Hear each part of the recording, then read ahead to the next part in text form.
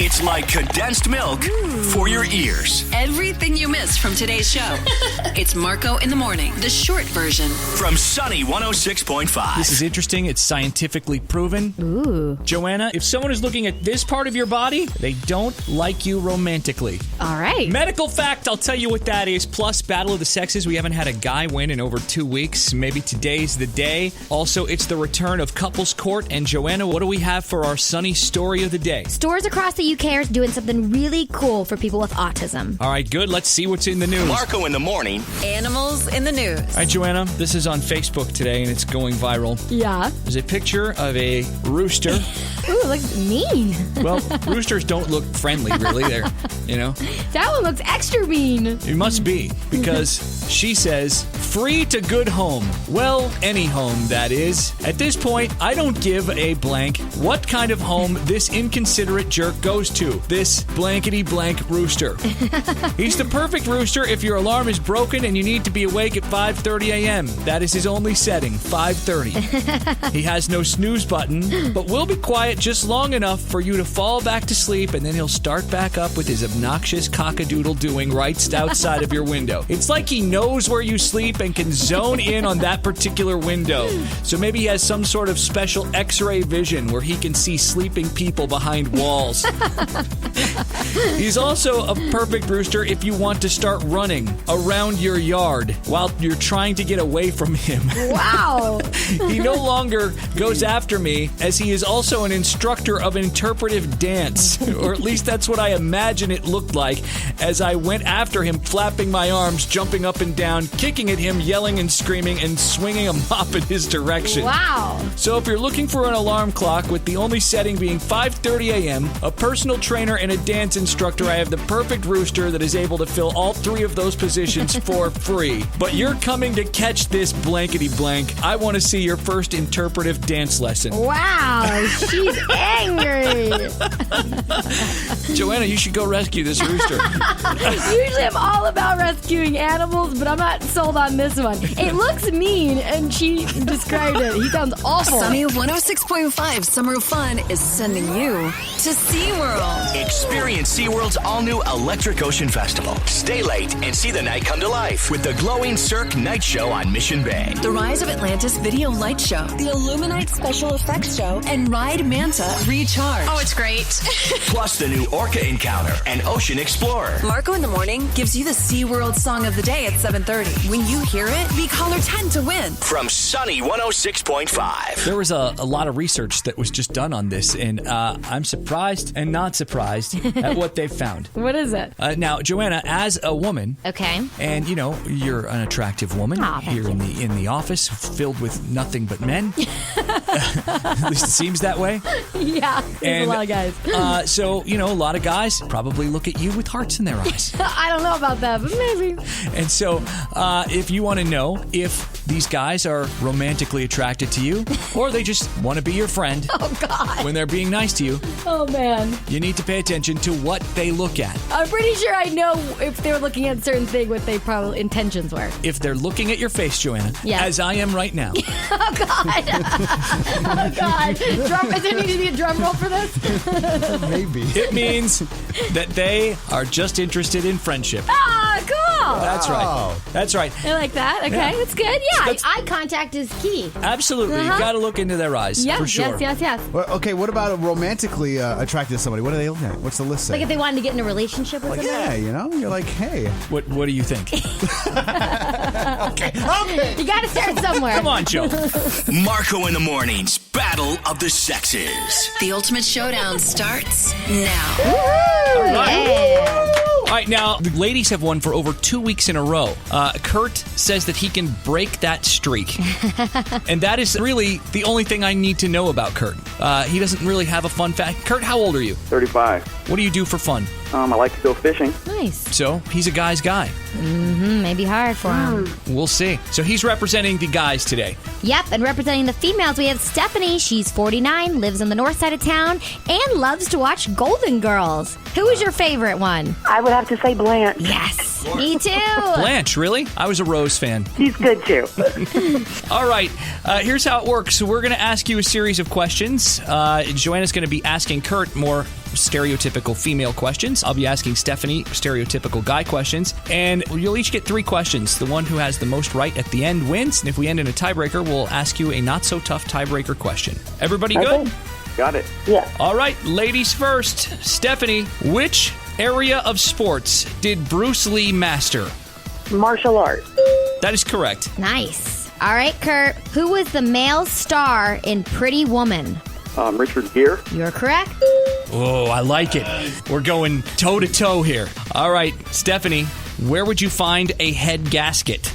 In the engine of a car. Wow. Nice. Got a competition. All right, Kurt. Who was the first American woman to fly the Atlantic solo in 1932? Oh, man. Okay, I don't know that one. Are you serious? Yeah, I don't. Kurt, come on, man. Oh, man. I got nothing. All right. Amelia Earhart. Yes. Stephanie, for the win, what is the name of the character that Bruce Willis played in the Die Hard movies? Need an answer. I don't know. Oh. It was John McClane. All right, Kurt. You could tie it up here. Okay. What is fuchsia? Fuchsia is a perfume. Oh, Kurt. So close. It's a pinkish purple color. Very popular man. with women's clothing. Oh, man. Kurt, man, all that talk this morning about how you were going to do this, man, and break the streak, and look at you. You don't know Fuchsia or Amelia Earhart.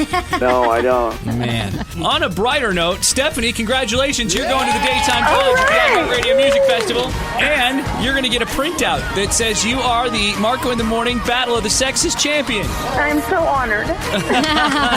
Think you could do better? Get to sunny1065.com and click on Battle of the Sexes to register for your chance to compete. With Marco in the Morning. All right, today we've got Patrick and Lauren. Patrick, you called us up because you've got an issue that you want to address with your wife. It has to do with one of her friends.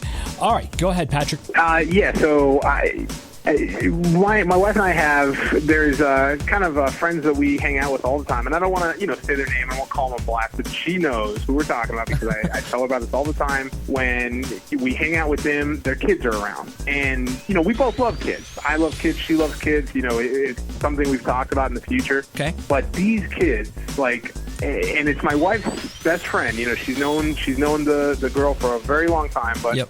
Her kids are just so obnoxious and they're so annoying, and it's not like this cute little innocent age. These are I think they're 9 and 10. I mean, this is they should know better. Wow. What specifically, Patrick, annoys you about these kids? They don't listen when their parents try to tell them to, behave in any sense. Whenever we go out with them or whenever they come over to the house or we go over to their house or something, they're just running around just completely wild. And, they've broken stuff at our house before, and they kind of just, they've messed stuff up, and it's just they just don't seem to care. And I think what drives me nuts is, again, the fact that they should know better. All right, so, Patrick, what is it that you're seeking today in couples court? I think we need to break it off with them. I'm sorry. It's been a long time, and there's been a lot of just back and forth with it. My wife and I have argued a bunch over this, and you want a friendship divorce. Yep. I'm looking for it. No damages, no nothing. I just sign the papers and get on with my life. Break. All right, Joanna. I don't know where you stand on this. I feel like ending the friendship is very hard. I think maybe just talking to your wife today and kind of setting the boundaries a little bit. Maybe when she wants to hang out with them, maybe it's just her going to go hang out with them. I wouldn't say make her stop being friends with them. That's kind of harsh. His wife Lauren's been on hold listening to this whole thing. Good morning, Lauren. Hi, guys. Hi. Lauren, what do you think of what Patrick had to say? Well, honestly, honey, I don't know what you expect, but there's no way that I'm going to cut out. She's been my best friend since we were 14. Wow. There's no way that I'm just going to tell her we're not friends anymore. That's unrealistic. And honestly, I know that those kids are a lot. And I I don't even know the words. Like, I don't really enjoy them either. But, like, maybe there's some sort of, like, maybe I can talk to her and we can kind of work something out. Right. Or maybe we can only go out to dinner and be like, hey, no kids or something. Right. The kids are horrendous. I'm with you there. But she's such a huge part of my life. She's one of my really good friends. There's no way I'm going to cut him out. And honestly, I think it's a little insane that you would even consider that. Patrick, do you guys have other friends with kids? Yeah. And no problems. Nothing, no. Look, I've got kids, or I've got 3 kids, and I'm sure that there were times, as they were younger, that these kids were super annoying to adults. They were super annoying to me at certain times, right? Yeah. That's how it is. I probably would have cut some friends off if I didn't like their kids.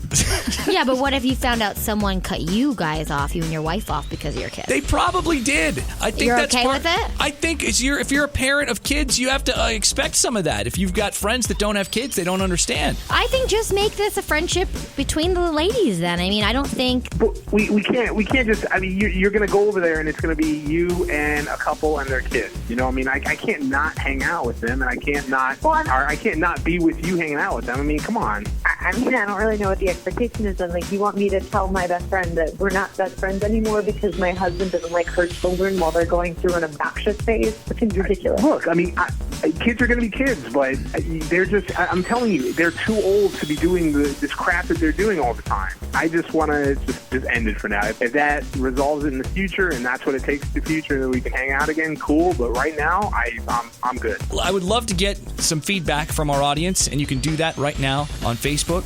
You just go to Sunny1065LV, and we would love to know what you think. You guys, thank you for letting us get in the middle of this. Whew. We appreciate it. Well, thank you. We'll see what happens, I guess. Yeah.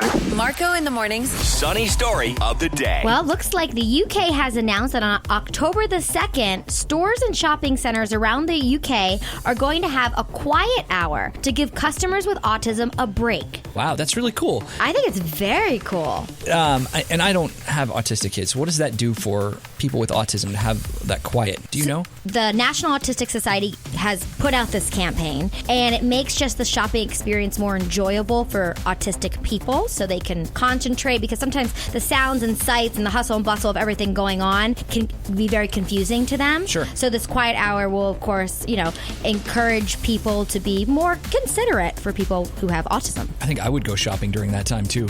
I mean, it sounds Peace peaceful and for quiet everybody. sounds great. It does. It really does. It's a long trip, though, to the UK to go to back-to-school shopping. Right. I could see this coming to the U.S., so I think it's very cool. I think that would be fantastic. All right, we'll put the story up so you can see it on our website. Just click on Marco when you get there. Sunny 106.5 and magician Matt Franco are teaming up with Petco to help the Animal Foundation get the supplies they need for the homeless pets of Las Vegas. Hey, it's Marco and Joanna with magician Matt Franco. Stop by any Las Vegas area Petco to pick up the items we're collecting. And you'll get a ticket to see Matt Franco's Magic Reinvented Nightly at the Link Hotel and Casino. Check out the list of items we're looking for, Petco locations, and everything else you need to know at sunny1065.com.